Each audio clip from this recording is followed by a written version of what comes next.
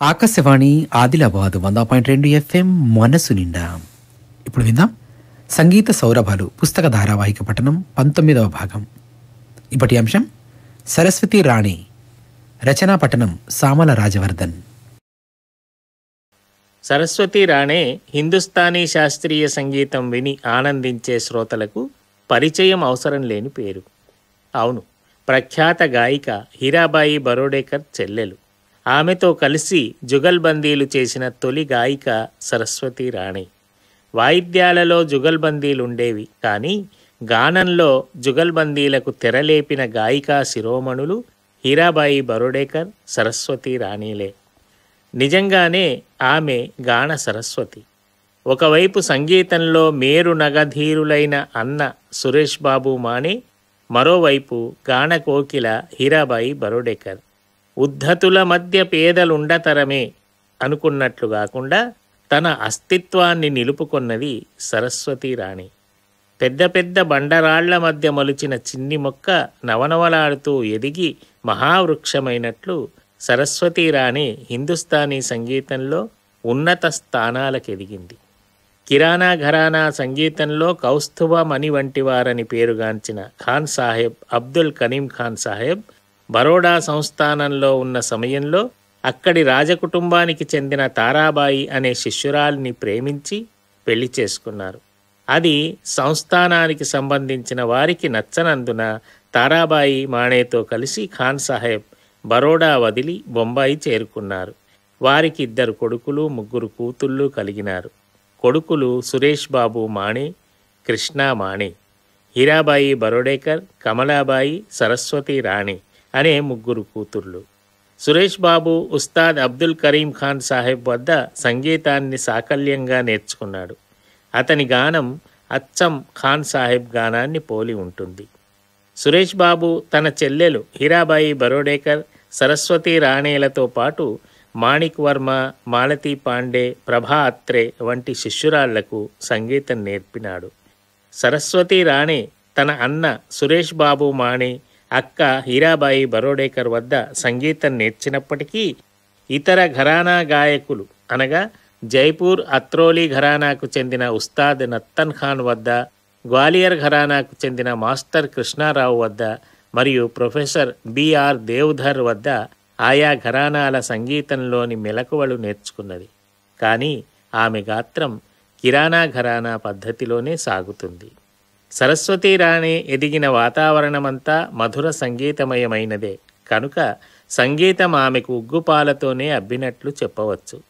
పిన్న వయస్సులోనే సంగీతంలో నైపుణ్యాన్ని సంపాదించిన సరస్వతి రాణి 7 సంవత్సరాల వయస్సులోనే మరాఠీ రంగస్థల నటిగా వేదికనెక్కింది. సౌభద్ర, సంశయ్ కల్లోల్, ఏకచ్ ప్యాలా వంటి మరాఠీ నాటకాలలో పాత్రలు వేసే అవకాశం వచ్చింది. ఈ మరాఠీ నాటకాల ముందు సంగీత్ అని ఒక విశేషణాన్ని జోడిస్తారు. ఉదాహరణకు సంగీత్ సౌభద్ర. ఈ నాటకాలు సంగీత ప్రధానమైనవి. ఈ నాటకాల్లో గానం చేయబడే నాట్యగీతాలు శాస్త్రీయ సంగీతానికి ఏమాత్రం తీసిపోకుండా ఉంటాయి. ఈ ప్రభావం తెలుగు నాటకరంగం పైన కూడా పడింది. అందుకే తెలుగు పద్య నాటకాలకు మరాఠీ నాట్యగీతాలు మాతృకల వంటివని ప్రముఖ రచయిత కొడవటిగంటి కుటుంబరావు గారు తాము రాసిన బాలగంధర్వ అనే వ్యాసంలో పేర్కొన్నారు. సరస్వతి రాణి శాస్త్రీయ సంగీతాన్ని సాధన చేస్తూనే మరాఠీ నాటక రంగంలో మంచి పేరు సంపాదించింది. ఆమె ఎంతగా ఎదిగిపోయిందంటే ఆనాటి మేటి నట గాయకుడు బాలగంధర్వ సరసన నటించేంతగా. 1913 అక్టోబర్ 4వ తేదీన జన్మించిన సరస్వతి రాణే 1929 అంటే 16 సంవత్సరాల వయస్సులోనే రంగస్థలంపై తనదైన ముద్ర వేసుకున్నది.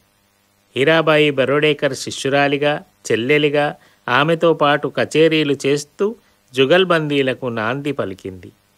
హీరాబాయి బరోడేకర్, సరస్వతి రాణేలు కలిసి చేసిన జుగల్బందీలు సంగీతజ్ఞులను విశేషంగా ఆకర్షించినాయి. విజయవాడ మొదలైన ఆంధ్ర ప్రాంతాల్లో కూడా వారు జుగల్బందీలు చేసినట్లు చెప్పుకుంటారు.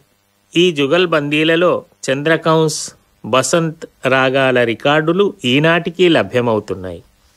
సరస్వతి రాణే తమ 20 సంవత్సరాల వయస్సులో అనగా 1933 నుండి ఆకాశవాణిలో కార్యక్రమాలనివ్వడం ప్రారంభించింది.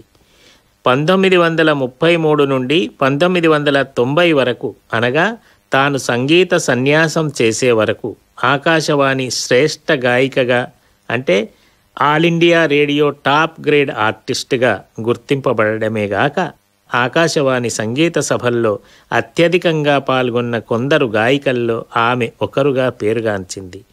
కన్యాకుమారి నుండి పేష్వార్, ఈనాడది పాకిస్తాన్లో ఉన్నది, కన్యాకుమారి నుండి పేష్వార్ వరకు ఆమె గానం చేయని రేడియో స్టేషన్ లేదనడం అతిశయోక్తి కాదు. అంతేగాక హిందీ, మరాఠీ చిత్రాల్లో మొట్టమొదటి నేపథ్య గాయికగా గుర్తింపబడింది. ఆమె గానం చేసిన మొదటి మరాఠీ చిత్రం పాయాచీ దాసి. ఈ చిత్రానికి దర్శకత్వం వహించింది ప్రఖ్యాత దర్శకుడు, కవి, రచయిత ఆచార్య అత్రే. హిందీ చిత్రం రామరాజ్యలో ఆమె పాడిన ఒక గీతం ఆనాడు సంచలనం సృష్టించింది. నిండు గర్భిణి అయిన సీతమ్మ వారిని అడవిలో వదిలి రమ్మంటాడు రాములవారు. ఆ విషయం తెలిసిన చెలికత్తె సీతమ్మ వారికి సంగీతం వినిపించే పనిలో బీనా మధుర మధుర కచ్బోల్ అని పాడుతుంది. ఆ పాట నేపథ్య గానం సరస్వతీ రాణే చేసింది. సమయం రాత్రి. పాడిన రాగం భీంపలాసి.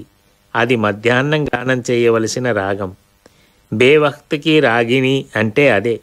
ఈ రాగాన్ని కర్ణాటక సంగీతంలో అభేరి రాగం అంటారు.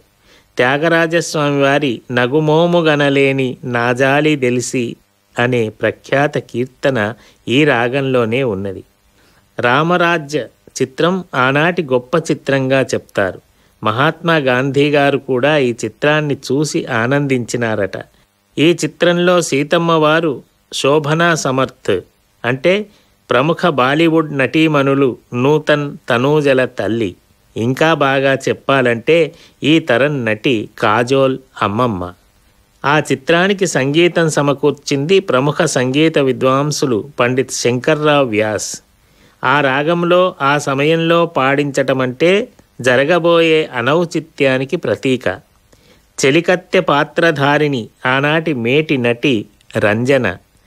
ఈ గీతం చివర్లో తారసప్తకానికి చేరుకోగానే వీణ తీగలు తెగిపోతాయి. ఇక్కడ ఒక విషయం చెప్పడం అప్రస్తుతం కాదు. ప్రముఖ సంగీత విశ్లేషకులు డాక్టర్ సామల సదాశివ గారు ఈ గీతాన్ని గురించి, సరస్వతీ రాణే గాత్రాన్ని గురించి చెప్పేటప్పుడు తన్మయత్వంతో చెప్పేవారు. జ్ఞాపకాలు అనే బనారస్ పట్టుచీర మడతలు విప్పినట్లు ఒక్కో విషయాన్ని విడమర్చి చెప్పేవారు. ఆనాడు ఈ యూట్యూబ్లు, ఇంటర్నెట్లు లేవు.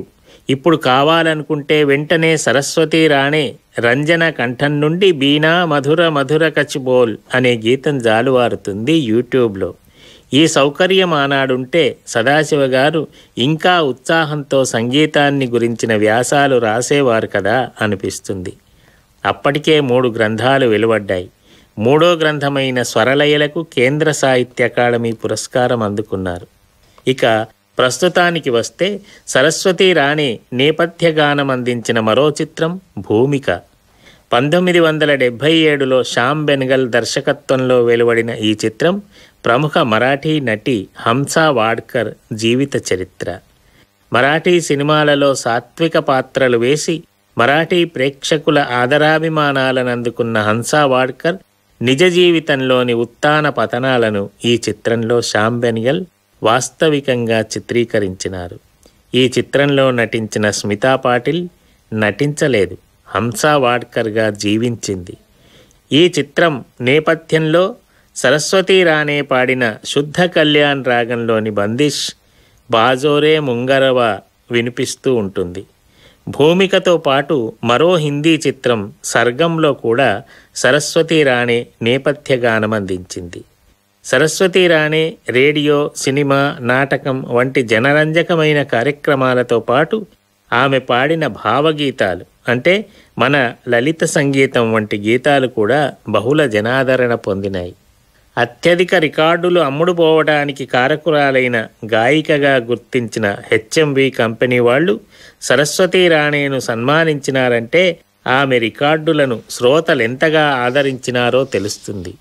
ఆనాటి మేటి సంగీత దర్శకులైన పండిత్ శంకర్రావు వ్యాస్, సి రామచంద్ర, సుధీర్ ఫడ్కే, కేసీ డే వంటి వారు సమకూర్చిన బాణీలలో సరస్వతీ రాణే గానం చేసింది. భారతదేశానికి స్వాతంత్రం వచ్చిన సందర్భంలో ఢిల్లీలో జరిగిన సభకు హీరాబాయి బరోడేకర్తో పాటు సరస్వతీ రాణే ఆహ్వానింపబడింది. అదే సందర్భంలో ఆనాటి ముఖ్యమంత్రి కీర్తిశేషులు యశ్వంతరావు చౌహాన్ మహారాష్ట్రలోని శివనేరిలో ఏర్పాటు చేసిన భారీ సభలో ప్రత్యేక ఆహ్వానితురాలిగా సరస్వతీ రాణే హాజరైంది. సరస్వతీ రాణే అసంఖ్యాకమైన పురస్కారాలను అందుకున్నది.